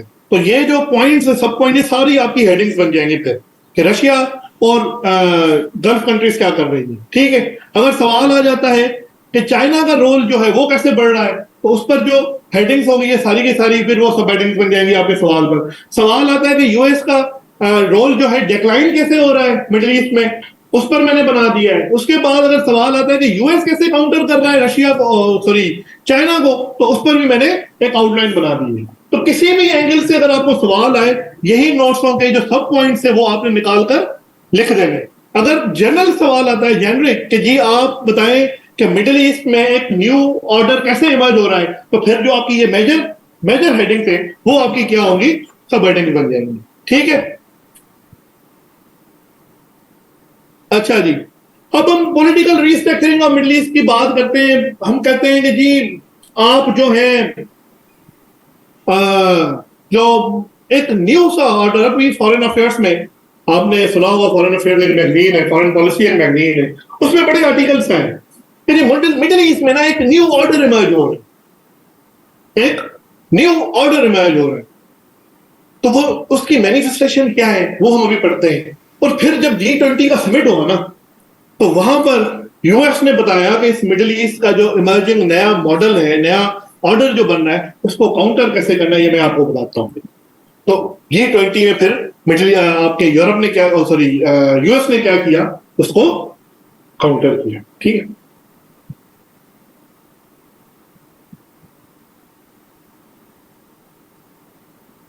अच्छा जी, तो सबसे पहले जी जीसीसी रशिया बर्जनिंग रिलेशंस, इनके ताल्लुकात कैसे बढ़ रहे हैं जी। यहां पर मैंने थोड़े स्टेट्स भी लिख दिए, ये आप खुद पढ़ लीजिएगा। सऊदी अरबिया कैसे लार्जेस्ट प्लेयर है ग्लोबल एनर्जी मार्केट में। अच्छा जी, अभी एमपीएस, जब मैं कहता हूं एमपीएस तो उसका मतलब क्या होता है, मोहम्मद बिन सलमान। मोहम्मद बिन सलमान ने प्रिजनर स्वैप डील करवाई यूक्रेन और रशिया के थ्रू के बीच में। वो डील जो कि यूएस नहीं करवा पाया, वो डील जो कि फ्रांस, ब्रिटेन और यूरोपियन पावर्स नहीं करवा पाए, सऊदी अरब ने करवा दिया। क्यों? क्योंकि रशिया और सऊदी अरब के ताल्लुकात क्या हो रहे हैं, आपस में बढ़ रहे हैं। उसके बाद रशिया सऊदी ऑयल कॉर्पोरेशन कहां पर बढ़ रही है जी? ओपेक प्लस के प्लेटफॉर्म पर, organization of petroleum oil and petroleum exporting countries की ऑर्गेनाइजेशन है, ओपेक कहते हैं उसको। जब हम ओपेक प्लस कहते हैं तो फिर उसमें आपका रशिया भी आ जाता है, उसमें आपका वेनेजुएला भी आ जाता है, और बकाया टोटल फिर 23 ये बन जाती है। ठीक है, तो उधर एक उन्होंने ना ओपेक प्लस पर उन्होंने क्या बना दिया, एक नेक्सस बना दिया ऑयल मार्केट को कंट्रोल करने के लिए। उसकी मैनिफेस्टेशन क्या है? वो ये है कि जब सऊदी अरब ने डिनाई किया बाइडेन की रिक्वेस्ट को कि आप इनहांस करो किसको, ऑयल प्रोडक्शन को। अब देखो, ध्यान रखना, जब यहां पर ना सप्लाई और डिमांड का लॉ इंपोज होता है। कैसे? सप्लाई बढ़ेगी, डिमांड कम होगी, ऑयल सस्ता हो जाएगा।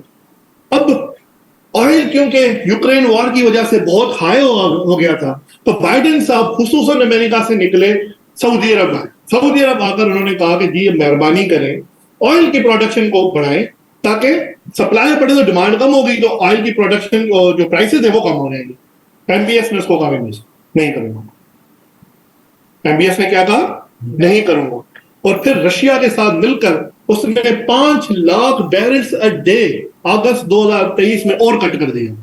बढ़ाया तो नहीं डिमांड को, सप्लाई को बढ़ाया नहीं, 5 lakh per day barrels per day उसने क्या कर दिया? कम कर दिया। ये किसने किया? रशिया और सऊदी अरब ने साथ में मिलकर। यहां से पता चलता है कि आपके रशिया और सऊदी के जो रिलेशन है वो अच्छे होंगे। दूसरा, सऊदी ईरान नॉर्मलाइजेशन, इससे रशिया को सबसे बड़ा फायदा होगा, इकोनॉमिकली भी, पॉलिटिकली भी। ईरान जो है वो स्ट्रेटेजिक पार्टनर है आपके रशिया का, और मैंने आपको अभी भी बताया कि बहुत सारे पॉलिटिकल एनालिस्ट ये भी कहते हैं कि इसके पीछे, इस डील के पीछे सिर्फ चाइना नहीं है, इसके पीछे थोड़ा किरदार रशिया का भी है। उसके बाद Saudi Arabia to join BRICS bank, अभी ब्रिक्स एक्सपेंशन हो गई ना, उसमें Saudi Arabia as a part. और ब्रिक्स क्या है? ब्रिक्स क्या है भाई? एक ऐसी ऑर्गेनाइजेशन है जिसको डोमिनेट करता है चाइना और रशिया। जिसको डोमिनेट करता है कौन? चाइना और रशिया। तो जब आपका यूएई, जब आपका सऊदी उस एक्सपेंशन का हिस्सा बने, तो उसका मतलब क्या होता है कि they are going against the US based world order. ठीक है,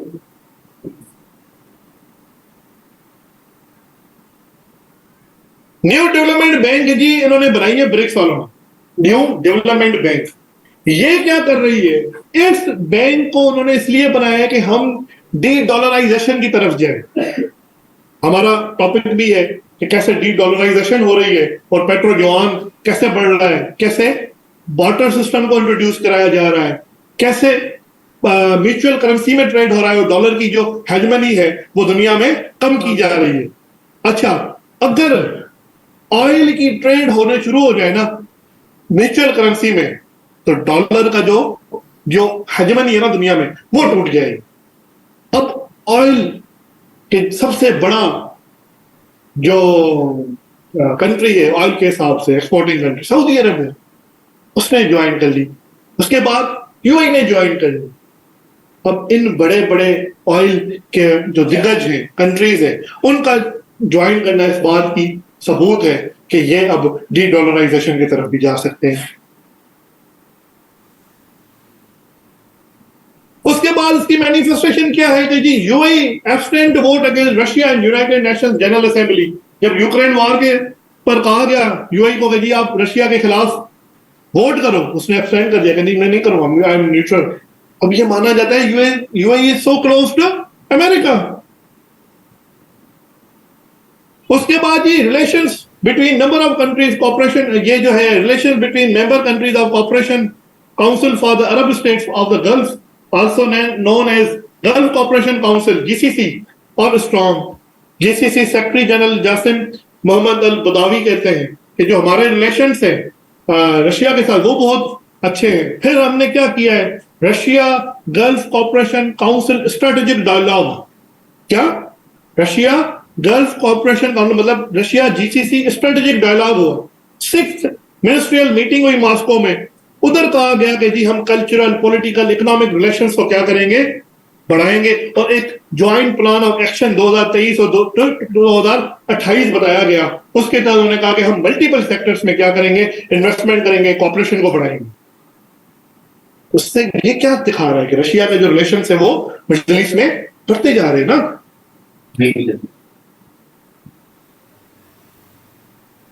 Russian foreign minister Sergey Lavrov क्या कहता है, Russia believes it is very important to maintain closer diplomatic ties and further develop cooperation with Saudi Arabia. हमें पता है, हम believe करते हैं कि हमें अपने टाइज सऊदी अरेबिया के साथ क्या करने, और बढ़ाएंगे। तो ये सारी जो पॉइंट्स है ये शो करती हैं कि रशिया का इन्फ्लुएंस मिडिल ईस्ट में क्या हो रहा है, बढ़ रहा है। जब वो बढ़ रहा है तो इसका मतलब क्या है, अमेरिका का इन्फ्लुएंस जो है वो कम हो रहा है। जब उसका कम हो रहा है तो एक नया ऑर्डर इमर्ज हो रहा है ना, क्योंकि एस्टेब्लिश पावर कौन था मिडिल ईस्ट में, अमेरिका। जब आप वो थीसीडाइट पढ़ाए ना, थीसीडाइट में क्या कहता है वो, थीसीडाइट इमर्जिंग पावर होती है जो ऑलरेडी एग्जिस्टिंग पावर है उसको रिप्लेस करती है। एक इमर्जिंग पावर होती है, एक एस्टेब्लिश पावर होती है। इमर्जिंग पावर उसको रिप्लेस कर रही है और वो नजर नहीं आ रहा कि चाइना और रशिया अब रिप्लेस कर रहे हैं। उसके बाद जी जो सबसे बड़ी मैनिफेस्टेशन है, Chinese augmenting influence in the Middle east. एकदम से चाइना का जो इन्फ्लुएंस है वो मिडिल ईस्ट में बढ़ता जा। सऊदी ईरान अप्रोचमेंट हुई, मेडिएटेड बाय चाइना। सबसे बड़ी अलामत है इस बात की, सिंबल है कि चाइना का जो रोल है मिडिल ईस्ट में बढ़ रहा है। उसके बाद अच्छा, इस पर एक सीनियर फेलो है, वो क्या कहते हैं सुने, some folks in the Gulf clearly see this as the Chinese sanctuary। इसको कोट कर सकते हैं आप, स्टीफन ए कुक है, वो आपको middle east institute at the council on foreign relations पर है। वो क्या कहते हैं, some folks in the Gulf, मतलब जो गल्फ कंट्रीज है वो sees this as the Chinese sanctuary। और ये समझते हैं कि ये चाइना की सेंचुरी है। ये 2021 जो है, 22-23 जो 21वीं सदी है, वो किसकी सदी है, चाइना की सदी। और जो उसके साथ कोलैबोरेट करेगा, कोऑपरेशन करेगा, वो क्या होगा। उसके बाद जी Saudi China comprehensive strategic partnership. Saudi, आपको पता होगा अभी अभी शी जिनपिंग साहब जो है वो गए 2022 में 3 दिन की विजिट की सऊदी अरब, और उसमें ये स्ट्रेटेजिक पार्टनरशिप साइन की। इसमें 35 मेमोरेंडम्स ऑफ अंडरस्टैंडिंग हुए, $30 बिलियन की डील्स हुई। इस partnership support the kingdom's development and serve its interest. Prince Faisal कौन है जी, foreign minister of Saudi Arabia. वो क्या कहता है कि ये जो पार्टनरशिप ऑफ किंगडम के डेवलपमेंट और इंटरेस्ट को क्या करती है, सर्व करती है। Sign the harmonization plan between kingdom's vision 2030 and Chinese belt and road initiative. मैंने आपको बताया 2030 विजन जो है सऊदी अरेबिया का, वो क्या है, इकोनॉमिक डाइवर्सिफिकेशन का वो है। तो वो कहते हैं कि हम बेल्ट एंड रोड BRI को और इकोनॉमिक डाइवर्सिफिकेशन प्लान जो है सऊदी अरेबिया का, उसको हम क्या कर रहे हैं, साथ में मिला। उसको कहते हैं हार्मोनाइजेशन प्लान। क्या कह रहे हैं, हार्मोनाइजेशन प्लान। इसके तहत हम इन दोनों को साथ में मिलाएंगे और रीजनली हम क्या करेंगे, डेवलपमेंट करेंगे। China is Saudi Arabia largest trading partner भी है। राइटर्स के मुताबिक bilateral trade between the two countries hit $87.3 billion in 2021, जो कि पहले कितना था, 30.3 बिलियन था। और सऊदी अरेबिया से टोटल इंपोर्ट करता था चाइना $57 बिलियन। क्यों, क्योंकि वो ऑयल लेता था। दूसरी फील्ड में कोई भी उनका इतना अच्छा खासा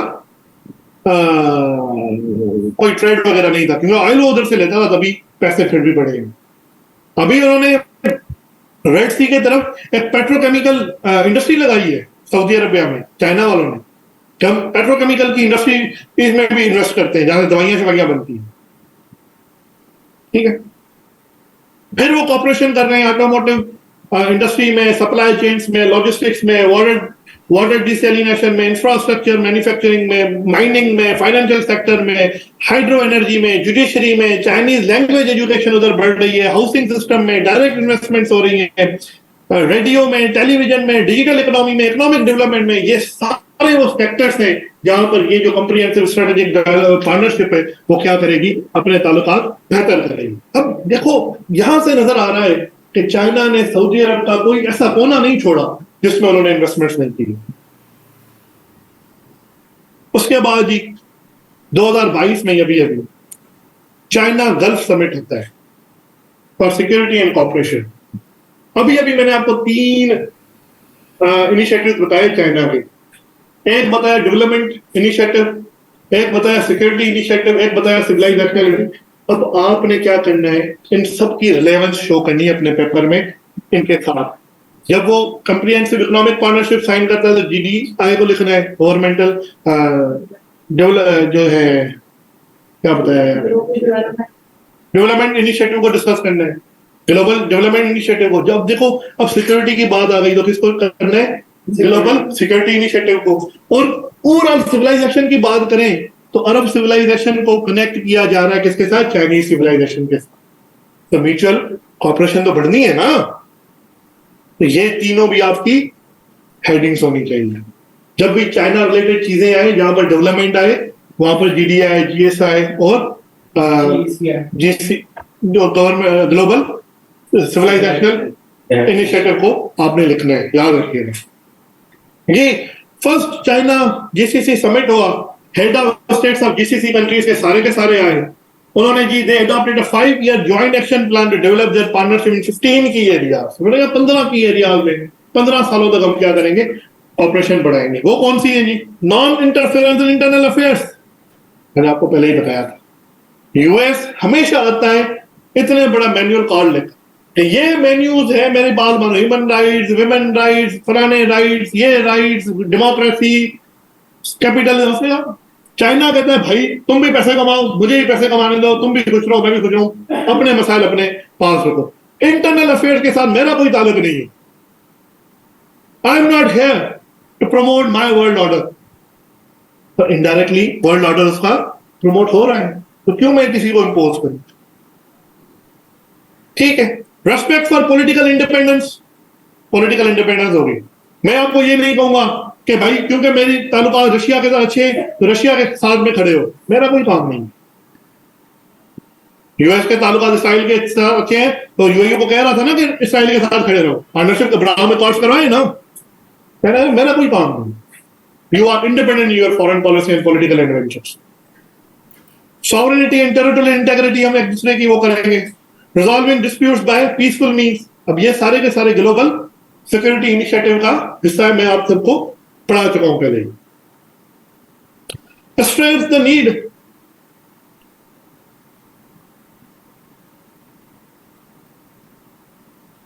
स्लाइड्स तो बेटा शेयर की हुई है ना, नजर नहीं आ रहा, नजर तो आ रहा है सबको। ये स्लाइड्स नजर आ रही है ना आपको, PDF क्या है ग्रुप में। ठीक हो। उसके बाद ओके जी, ओके।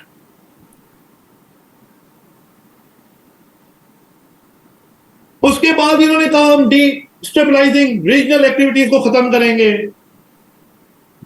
टेररिस्ट ग्रुप और सेक्टेरियन ग्रुप को जो सपोर्ट करता है उसके खिलाफ जाएंगे, प्रोलिफरेशन ऑफ बैलिस्टिक मिसाइल को खत्म करेंगे, ड्रोन्स को खत्म करेंगे, safety of international shipping and oil installation करेंगे। मतलब ये है कि मिडिल ईस्ट की जो सिक्योरिटी है उसको हमने क्या करना है, सेफगार्ड करना। Resolution of Palestine issue through UN resolution, China हमेशा इस बात पर है कि जी पैलेस्टाइन इश्यू हो, कश्मीर इश्यू हो, it should be resolved under the UN guidelines. End of Yemen war और फिर प्रिवेंशन ऑफ प्रॉक्सी वार। अब ये सारा का सारा आपने देखा चाइना GCC जो सिक्योरिटी डायलॉग है, समिट है, वो क्या है, सारा का सारा सिक्योरिटी सेंटर। फिर तीसरी बड़ी बात जो है वो है China Arab summit held in Riyadh in December 2022। अब क्या होता है, it will be an epoch making milestone in the history of China Arab relations। कहा गया, ये पहला है जी, पहला क्या कहते हैं, it will be an epoch making milestone in the history of China Arab relation। Chinese foreign ministry spokesperson Mao Ning ने कहा, ये जो मैं कोट्स कर रहा हूं आपने भी अपने पेपर में करनी है, ठीक है।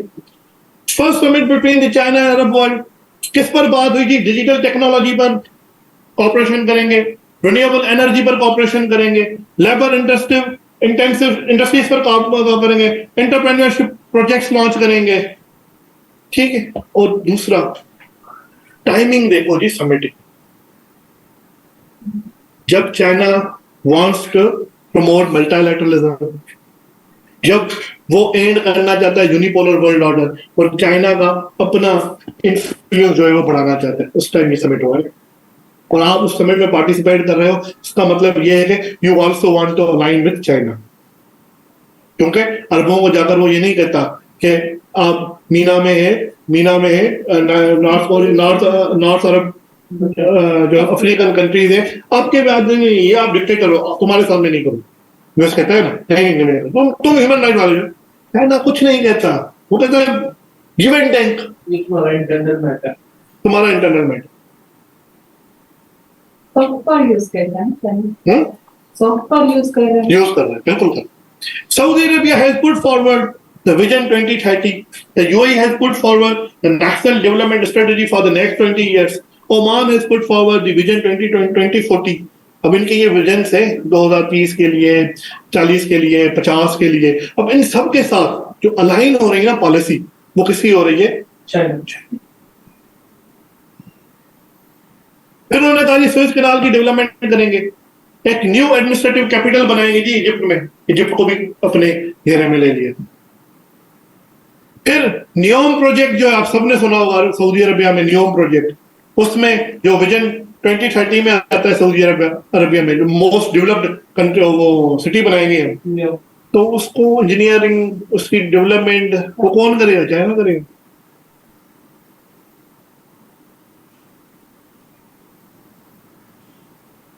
अब this summit comes in light of development international and US withdrawal from the Middle East. अब देखो यूएस की विड्रॉल हो रही है मिडिल ईस्ट से, विड्रॉल का मतलब यहाँ पर क्या है कि उसका रोल डिक्लाइन हो रहा है। उसके बाद passing through the war in Ukraine, Ukraine की वॉर चल रही है। उसके बाद ending with the Chinese American tensions.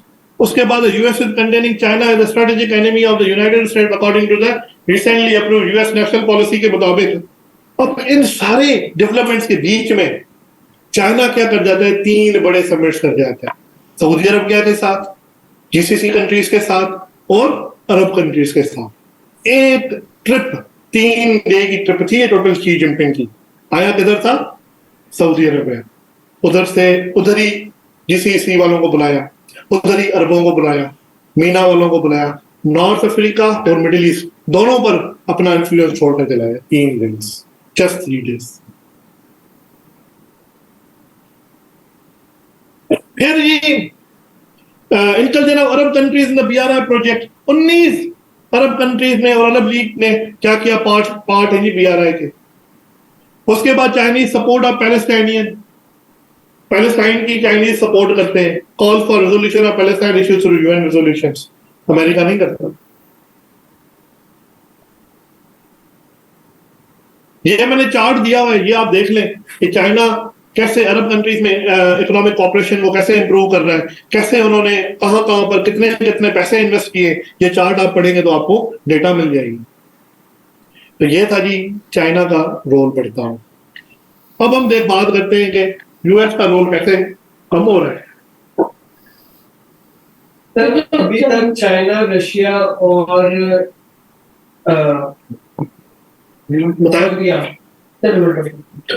डेक्लाइनिंग, तुम्हें 6 बजे मुझे क्लास एंड करनी है, हम तो साथ में करेंगे। डेक्लाइनिंग तो आप बता रहे हैं कि किस तरह से चाइना जो है मर्ज हो रहा है अक्रॉस मिडिल ईस्ट, और फिर रशिया और ये सब वहाँ पे मर्ज हो, एक किस्म के उनके टाइज बनते हैं। तो sir US would be doing something in order to आ रहा थोड़ा सबर करें, आ रहा। ये इसके बाद यूएई का जो है ना, मैंने बताया नहीं कि G20 समिट करके फिर उसने भी काउंटर किया है चाइना को। मैं आ रहा हूँ, अभी आ रहा हूँ, वो मैंने लिखे हैं, वो पॉइंट्स भी लिखे हैं, 2 मिनट फिर आप दे देंगे। अच्छा जी, यूएस का रोल कैसे डिक्लाइन हो रहा है मिडिल ईस्ट में? Saudi US strength relations, NOPEC bill आया, उन्होंने कहा कि अच्छा आप ओपेक के प्लेटफॉर्म पर रशिया के साथ स्ट्रेटेजिक पार्टनरशिप करके हमें दबाना चाहते हैं, नहीं दूंगा मैं आपको वेपन्स। सऊदी अरब को थ्रेटन किया कि अगर आप हमें नहीं दे रहे तो नोपेक बिल के तहत मैं आपको वेपन्स नहीं दूंगा। एमपीएस बाइडेन के लिए इशू हो रहा है जमाल काशोगी के इशू पर। यमन वार में बाइडेन की एक अलग स्टांस है, आपके एमपीएस का अलग स्टांस था। बाइडेन का फेलियर इनहांस करना ऑयल प्रोडक्शन को, ये मैनिफेस्टेशन है कि सऊदी और यूएस के रिलेशन इतने खास नहीं है। उसके बाद यूएस विल नॉट वॉक, अच्छा ये बाइडेन का कहता है, वो क्या कहता है, US will not walk away and leave a vacuum to be filled by China, Russia और ईरान। मैं ऐसे नहीं जाऊंगा, हम भी कुछ करेंगे। रशिया जीसीसी स्ट्रेटेजिक रिलेशंस हो रहे हैं, मतलब यूएस का रोल डिक्लाइन हो रहा है। यूएई ने एब्सटेंड किया अगेंस्ट रशिया, सऊदी ईरान अप्रोचमेंट हुई, सीरिया अरब डिटेंड। अब देखो बशर अल असद जानी दुश्मन है आपके अमेरिका का, अरब उसके साथ रिलेशंस बढ़ा रहे हैं, उसको अरब लीग में वेलकम किया। उसका मतलब यही है भाई कि अब अरब साहब जो है ना वो यूएस की बातें नहीं मान रहे। उसका मैंने आपको बताया Assad regime anti normalization act of 2023, ये आपके उसने दिया यूएसए ने कि ये एंटी नॉर्मलाइजेशन एक्ट पास किया कि आप कैसे नॉर्मलाइजेशन कर सकते हो असद के साथ, फिर भी उन्होंने की। उसके बाद China represents the most consequential geopolitical challenge we face today, Antony Blinken कहता है। तो वो जो कॉन्सिक्वेंशियल जो चैलेंज है वो फिर हर दुनिया के खिते में चाइना दे रहा है, और उसमें से एक मिडल ईस्ट की।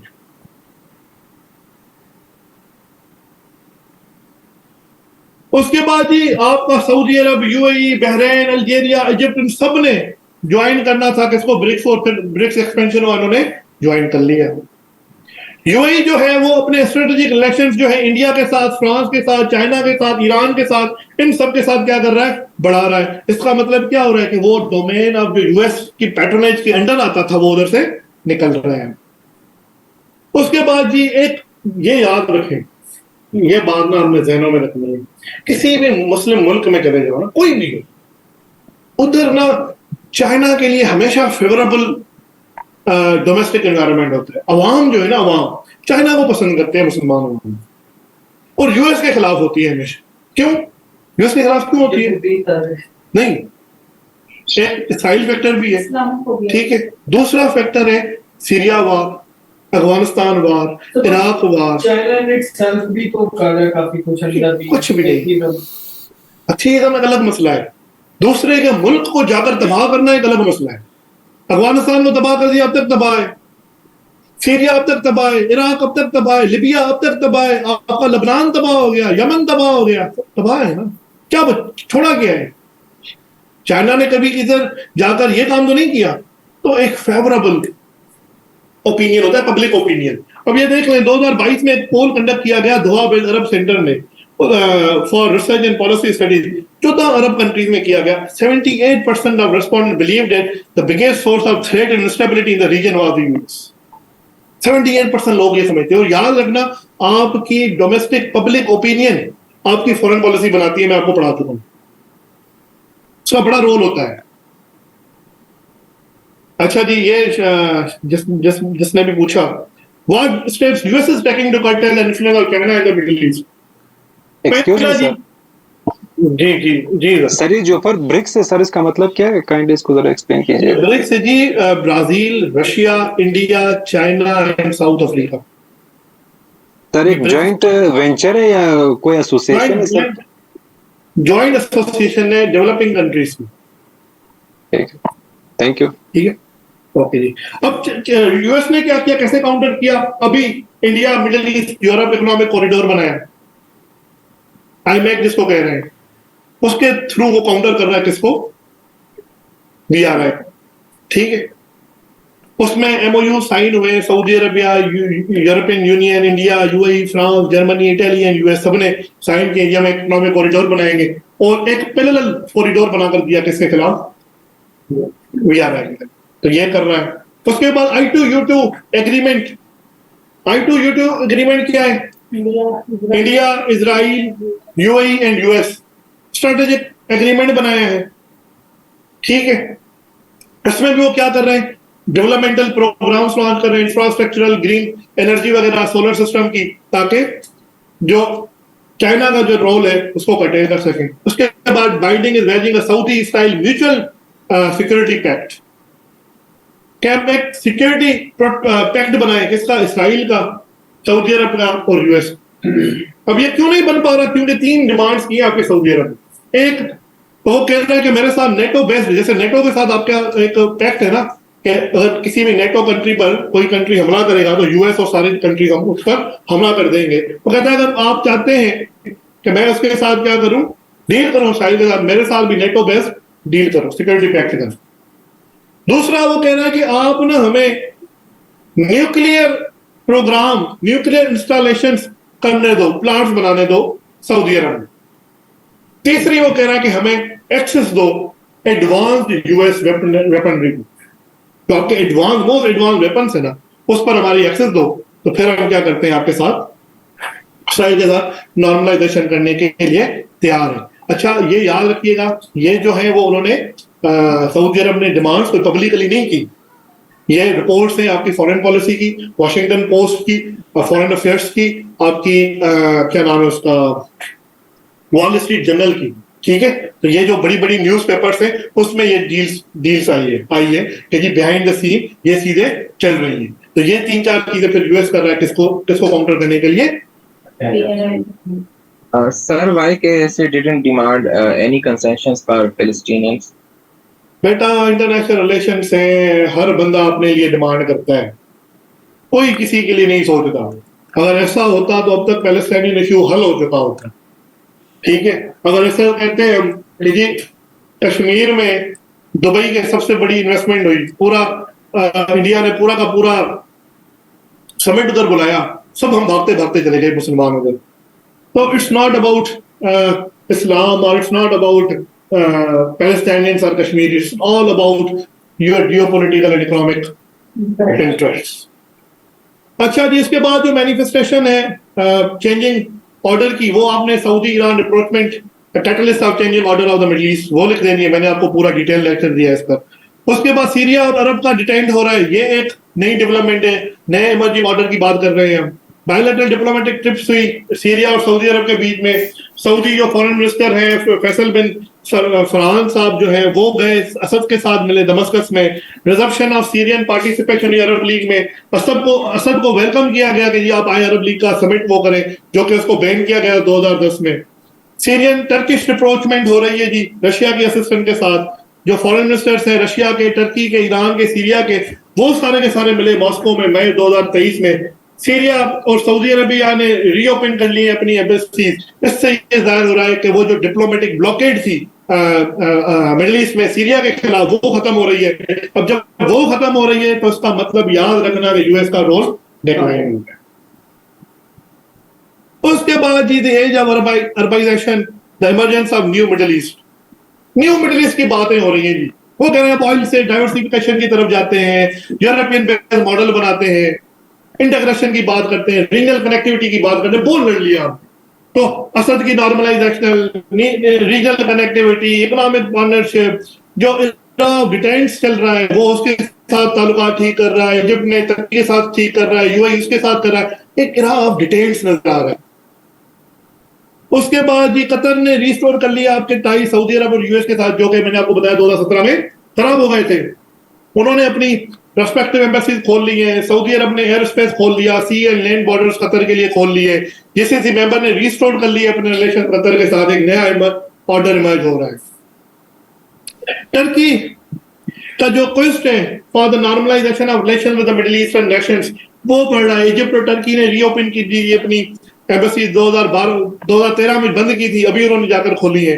यूएई टर्की, यार पूरा कर दूं फिर सवाल करते हैं। Yes yes. उसके बाद यूएई टर्की रिप्रोचमेंट हुई है 24 गला बैठ गया। उसके बाद यूएई टर्की रिप्रोचमेंट हुई है 24 नवंबर 2021 को। यूएई डिफेक्टो लीडर जो Sheikh Mohammed bin Zayed Al Nahyan जो है, उन्होंने वो टर्की गए। सऊदी टर्की रिप्रोचमेंट हो गई है। एमबीएस ने विजिट किया टर्की को। अर्दगान आया आपका सऊदी अरब। अब आपको क्या नजर आ रहा है इन सब चीजों में? एक नया पॉलिटिकल ऑर्डर जो है वो इमर्ज हो रहा है मिडिल ईस्ट में। सर टर्की कंप्रोमाइज करेगा अपनी पावर पे, क्योंकि थर्ड इमर्जिंग पावर तो टर्की था ना। देखिए, कंप्रोमाइज नहीं होता, इंटरेस्ट होता है। जब टर्की को लगेगा मेरे जो ताल्लुकात है, मेरे जो इंटरेस्ट है वो इसमें फेवर करते हैं कि जी मुझे ताल्लुकात अच्छे करने, वो कर लेगा।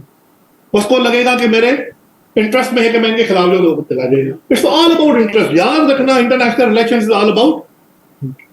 तो सर हेजमनी किसकी होगी मिडिल ईस्ट में? इस तरह तो सब कोलैबोरेशन करेंगे। अभी चल रहा है, अभी देखते हैं आगे। इस वक्त जो है वो एक मल्टीलैटरल हेजमनी नजर, हेजमनी नहीं है, मल्टीलैटरलिज्म नजर आ रहा है।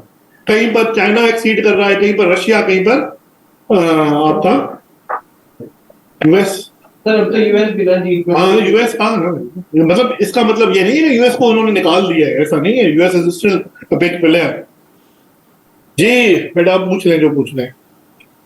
सर ये जो पर एक वर्ड लिखा हुआ है, एरा ऑफ डिटेंट, एरा ऑफ डिटेंट, ये है दो मतलब वर्ड इंटरनेशनल रिलेशंस के टर्म्स है। एक होता है डिटेंट, एक होता है इंटेंट। डिटेंट हम कहते हैं जब आपके पहले ताल्लुकात खराब हो और अब ठीक हो गए, ठीक है। इंटेंट कहते हैं जब आप नए ताल्लुकात अच्छे कर रहे हो। तो ये स्टूडेंट्स, ये था आज का क्लास। सर एक क्वेश्चन है। अजी आहिस्ता आहिस्ता। वालेकुम सलाम। जी बेटा, पूछ लें, पूछ।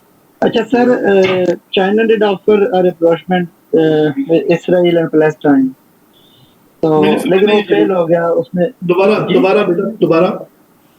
चाइना ने ऑफर किया था रिप्रोचमेंट इजराइल और फलस्तीन। जी जी, ठीक है, उधर जो है वो यूएस से भी ऑफर कर रहा था, और तो इसमें चाइना फेल हो गया। चाइना ने जो है वो मतलब उसमें रिप्रोचमेंट नहीं हो सका, कोई डिटेंट नहीं बना। तो इसमें क्या बॉटम लाइन मोटिव थे चाइना के? Either to get a soft power only, और या फिर उनके पास जियो स्ट्रेटेजिक भी कोई या जियो इकोनॉमिक्स मोटिव हैं वहां पे इसराइल और पैलेस्टाइन के, और जो लेबनान वाला रीजन है उसके साथ? क्योंकि ऐसा ही तो कोई नजर नहीं आता कि बीआरआई में वहां से कोई उनका कोई रोड या कोई जब बेल्ट वो गुजर रहा है। मैं आपको समझाता हूँ। देखो, अगर कोई कहना कि इसराइल और चाइना के रिलेशन खराब है तो वो भी भटका हुआ है। आप उठा लें, चाइना और इसराइल बहुत ज्यादा ट्रेड करते हैं एक दूसरे के साथ। ईरान के साथ चाइना जो है, अगर चाइना सुन लेना, चाइना जब अपने रिलेशंस जो है ईरान के साथ ठीक कर रहा है ना, इट डजंट मीन कि वो रिलेशन ठीक कर रहा है द स्टेक ऑफ इसराइल। वो इसराइल के साथ भी वैसे रिलेशन रखता है। मैंने आपको पहले ही बताया, शी जिनपिंग ने एक नया नारा मारा शेयर्ड कम्युनिटी का। भाई हम शेयर्ड कम्युनिटी है, हम सब कुछ क्या करेंगे, आपस में बांटेंगे। इकोनॉमिक डेवलपमेंट होगी, भाई इसराइल भी कर ले, हम भी कर लेते हैं, ईरान भी कर ले। ये वाला कोई क्लियर स्टांस नहीं लिया गया कि जी मैं क्योंकि ईरान के साथ हूं तो मैं कभी भी नहीं बनाऊंगा इसराइल के साथ। ऐसा कुछ भी नहीं है। चाइना हमेशा अपने पॉलिटिकल इकोनॉमिक क्या देखता है, इंटरेस्ट देखता है। अब पैलेस्टाइन में उसका नहीं चला होगा, क्योंकि ज्यादा इन्फ्लुएंस जो है पैलेस्टाइन के ऊपर, इसराइल के ऊपर, वो उसका है, यूएस का है। सर मेरा क्वेश्चन ये है कि सऊदी अरबिया और यूएई ये बहुत चाइना और अमेरिका के मतलब इनिशिएटिव्स में साथ साथ हैं, तो ये किसके तरफ फ्यूचर प्रोस्पेक्ट में ज्यादा है, कि चाइना की तरफ ज्यादा है या यूएस की तरफ ज्यादा है इनिशिएटिव? सर देखो, जो ये आईमेक आया है ना, ये एक अभी अभी आया है। मैंने ग्रुप में ना एक वीडियो सेंड की थी, जो वर्कशॉप का ग्रुप है, उसमें आप देखो, उस ग्रुप में मैंने एक वीडियो शेयर की है कि लिमिटेशन ऑफ आईमेक। आपको पता चलेगा कि आईमेक जो है वो प्रैक्टिकली पॉसिबल ही नहीं है। तो बड़ी लिमिटेशन है उसके अंदर। वो कोई आधे घंटे की वीडियो है, वो आप सुन ले, क्योंकि जो भी मेरे स्टूडेंट्स होते हैं, हम पढ़ते हैं फिर डिफरेंट रिसोर्सेज के थ्रू, तो वो मैं आपको सजेस्ट करूंगा।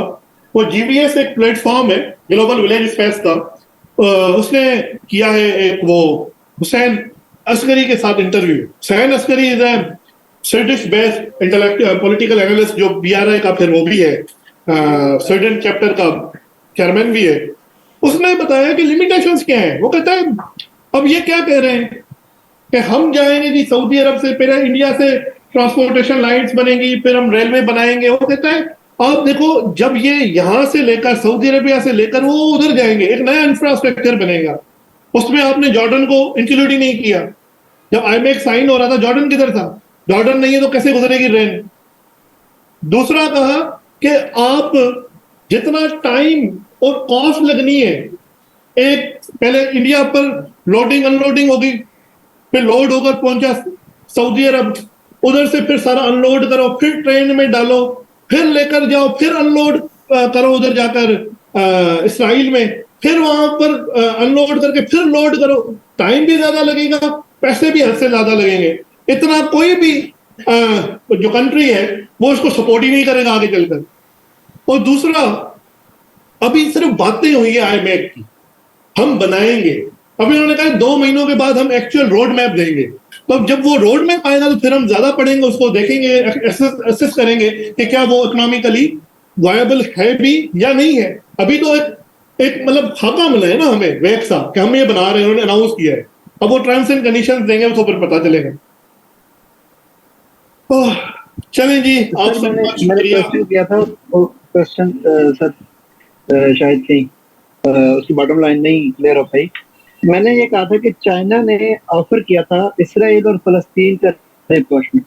अच्छा, अब ये जो रीजन है इसराइल, फलस्तीन, लेबनान और ये वाला जो मेडिटेरेनियन की जो कोस्ट है, ईस्टर्न कोस्ट, ये वाला जो द मोस्ट डिस्टेबलाइज्ड रीजन है, क्या इसमें कौन से ऐसे हिडन मोटिव्स हैं चाइना के जो इवन वो चाइना और इसराइल की रिप्रोचमेंट करवाना चाह रहे हैं, या फिर ये सिर्फ एक सॉफ्ट पावर का प्ले कार्ड था कि उन्होंने शोकेस किया कि मैं ये भी करवा सकता हूँ, या फिर एक मुस्लिम कंट्रीज में थोड़ी सी सॉफ्ट पावर लेने के लिए उसने एक offer for the sake of offer वो कर दी? यार मैं आपको वो कह रहा हूँ, वो देखो चाइना ने ना हमेशा ये कोशिश की है कि मैं रिजॉल्व करूँ इश्यूज को। अब देखो, अगर ये पैलेस्टाइनियन इशू रिजॉल्व हो जाता है ना, फिर चाइना के लिए भी बड़ा फायदा है, क्योंकि मुसलमान और इसराइलियों का बेसिक मसला ही ये है, पैलेस्टाइन का इशू खत्म करो, पाकिस्तान और इसराइल के रिलेशन ठीक हो जाएंगे। यूएई के साथ, सऊदी अरब के साथ, ईरान के साथ मसला क्या है? पैलेस्टाइन मसला है ना। अब चाइना भी ये चाह रहा है कि इन सबके रिलेशन अच्छी हो तो रीजनल कनेक्टिविटी बनेगी, जब बढ़ेगी तो मेरा बीआरआई बढ़ेगा, उसके इकोनॉमिक मोटिव्स है, पॉलिटिकल मोटिव्स है। ऑफर बिल्कुल कर सकता है, हम भी करते हैं, हमने नहीं की थी कि हम ऑफर करते हैं जी, हम रशिया और यूएस की अप्रोचमेंट करा, पाकिस्तान रशिया और यूक्रेन की रिप्रोचमेंट करवाना चाह रहा था, फिर हमने ऑफर की कि हम मेडिएशन करते हैं यूएस और रशिया की, हमने कर दी, क्या जाता है हमारा? सर ये आपने कहा है कि जैसे अब यूएसए जो है वो बीआरआई का भी हिस्सा बन रहा है,